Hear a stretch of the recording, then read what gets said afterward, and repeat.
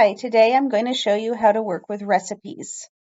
Recipes are things that you make in bulk that a lot of animals eat. So really common cases would be a reptile salad, where you have lots of chopped greens and veggies for reptiles, or a bird salad, where you chop up fruit and other things for some of your birds, and you make a big mixture of it, and then it gets divvied out to lots of different animals. Some other cases might be um, hand rearing formulas for animals, or a milk mix or a gruel feeding formula. So I'll show you what they look like in the end, and then I'll show you how to set them up. So if you come here to labels and recipes, you can see that you can print all of these different recipes in the sample database. And you can either print them for a certain date range. It defaults to a week, but that might not make sense for everything. So you can just change these dates. If you want to make 1 day's worth, you can do that.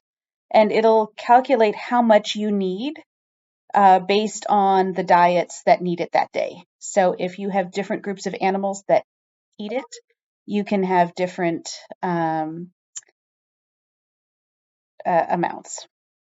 The other way you can prepare it is by amount. So in this case, if you just want to make 1,000 grams of your recipe, it doesn't matter who eats it, you just make it in batches, then you can change this, or a 5,000 gram batch. So what this will look like, if we go back here, let me pick, we'll do fruit variety. And you can pick more than one to print all of them, but we're just going to pick one. We're going to print that, and I'm going to zoom in here a little bit to show you. So the main visually catching thing is this big box. That's the recipe that somebody would prepare it. It's also got the title, how much it makes, the date. There's a place for instructions if you want to add instructions. And then there's the total.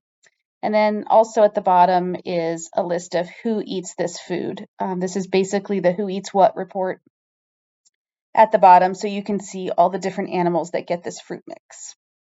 So this can be printed out and placed in your diet books if you use paper books, and you can also assign it to a touchscreen workstation if you have gone digital. So now let's see how to set up a recipe.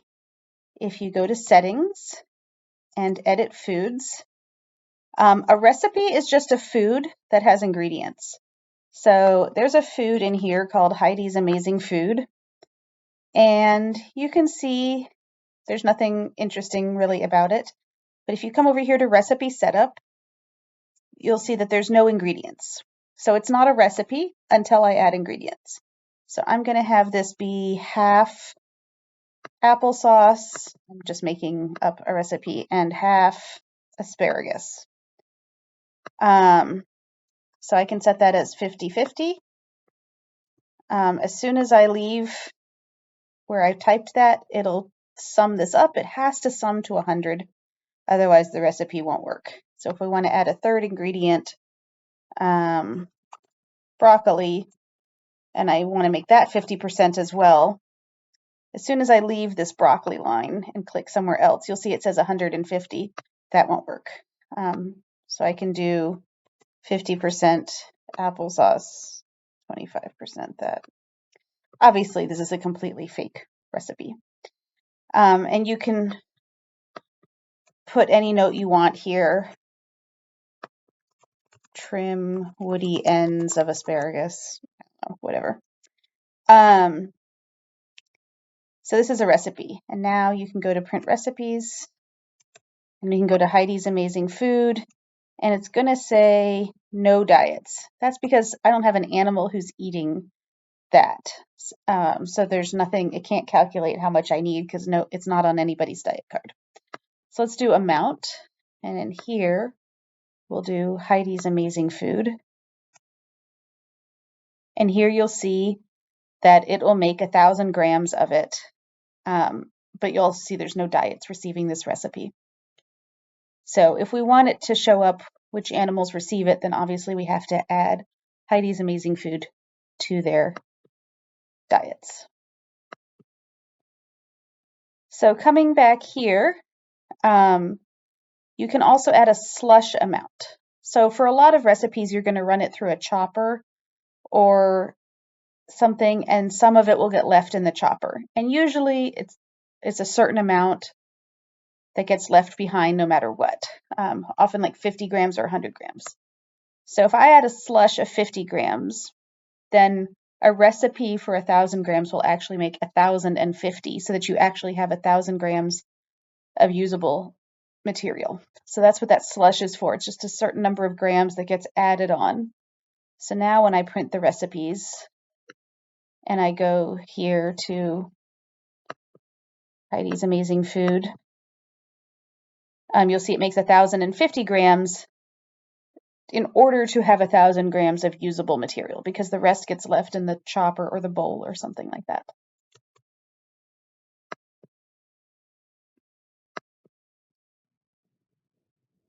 So recipes, you can either print them from the print recipes area, or you can assign them to a touch screen. So if we want this recipe to be prepared on the bird prep station, I can assign it to the bird prep station. And then if I come back to the main screen and I go to touch screen, and I go to bird prep. So this is assuming that there's a person at a station that's preparing bird diets, and apparently there's some lizards on it. And when they're working, they can print some recipes. Now, this gets a little confusing about when you're preparing a recipe. In many cases, the person today is Sunday, will weigh out the ingredients for recipe for somebody on Monday to chop first thing in the morning to use in diets tomorrow. So for those instances, the default is tomorrow. So we want to print recipes that we're going to use tomorrow for that are for diets that will be fed on Tuesday. So we're weighing out the ingredients today, chopping the salad tomorrow for ingredients on Tuesday. So it defaults to tomorrow, which is the use case for many of the places that I've worked with. And we'll hit OK. And you get this pop-up recipe. But here's the recipe, and this is the amount of chopped fruit you need tomorrow. So you need 1,085 grams for these different animals. So that's how you can get to the recipes from the touch screen.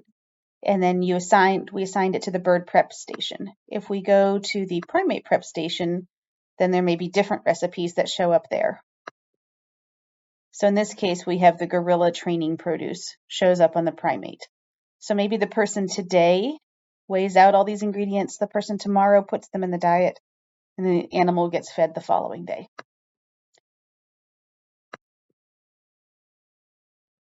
If we go back to the settings and edit foods and find my amazing food again, you'll notice that there's no nutrient composition data for this recipe. To solve that, you can go to this beta feature, which means I haven't necessarily troubleshot everything about it, so let me know if you have problems. But you can go here to this Excel sheet and click it and give it a second. It opens up Excel in the background. So you'll see that it has taken your ingredients and their proportions to sort of make a diet of 100 grams. You can compare it to nutrient requirements if you want, but the main thing to look at is the data. Which ones of these do you have all the data for? For example, some of these like NDF and ADF, you've got a number here, 6.8%, but you've got less than 50% of the data. So you might not want to rely so much on the NDF and ADF values because you don't have NDF and ADF data.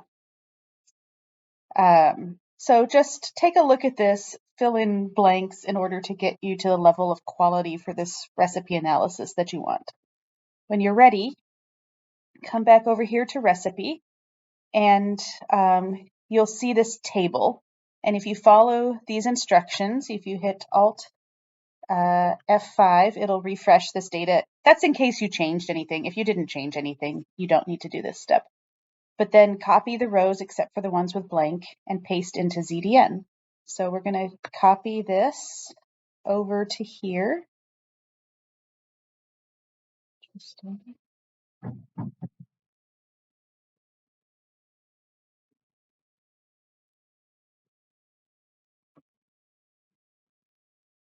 All the way down to there. Okay, so we're going to copy those. So I just did Control C for copy, but you can get to that other ways. Then you can come over here and I click the little asterisk to select the line and I hit paste, and it's going to paste everything into this table.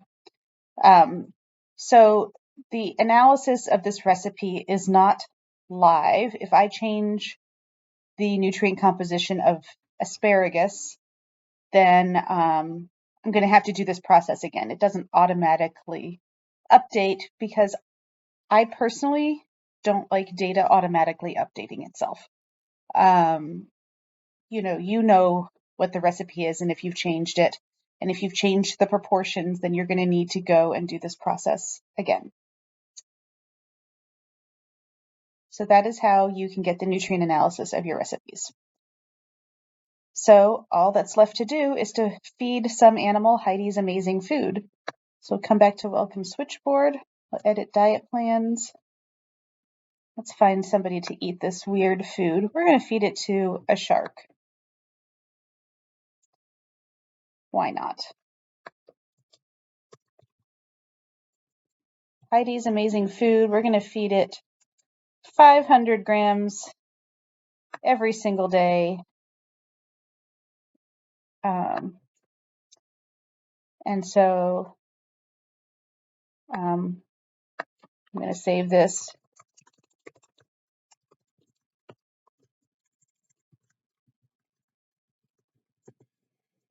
So I just put a note, and now I'm going to come back here to the Welcome Switchboard, going to go to my labels and recipes, and Heidi's amazing food for this week.